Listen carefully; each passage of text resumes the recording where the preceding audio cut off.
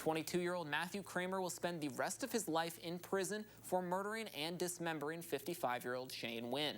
Fox 55's Brianna Bias was there in the courtroom today when the judge handed down the sentence and is now live in studio to tell us the victim's family's reaction. Brianna. Yeah, Drew, just 3 weeks ago, an Allen County jury found Cramer guilty of murder, abuse of a corpse, and resisting law enforcement.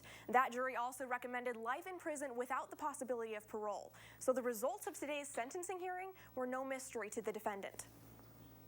22-year-old Mathew Cramer walked chains rattling, eyes down into courtroom 2 of the Allen County Courthouse. Prosecuting attorney Tom Shaley says he was already aware of what the sentence would be. We knew, obviously, given the jury's recommendation, that he was going to receive life without parole today. Cramer pleaded guilty to murdering and dismembering 55-year-old Shane Nguyen in April of 2021. Cramer was living in a storage unit at the time, and Nguyen would give him rides and meals in exchange for sexual favors. The defendant told the jury he snapped when Nguyen suggested involving his underage nieces in their relationship. So with the help of his friend Jacob, he murdered and dismembered Nguyen.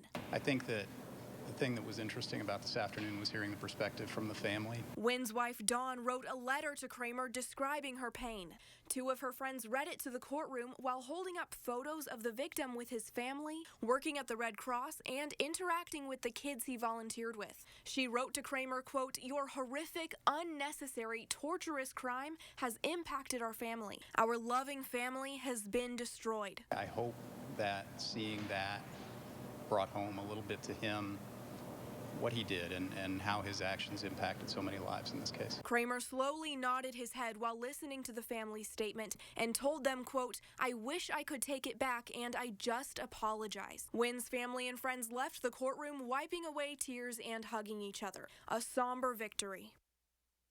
He says Cramer will appeal the verdict, a process that typically takes about a year. The Attorney General will handle that appeal while an Allen County prosecutor's office monitors the case and keeps the victim's family informed. Live in studio, I'm Brianna Bias, Fox 55 News.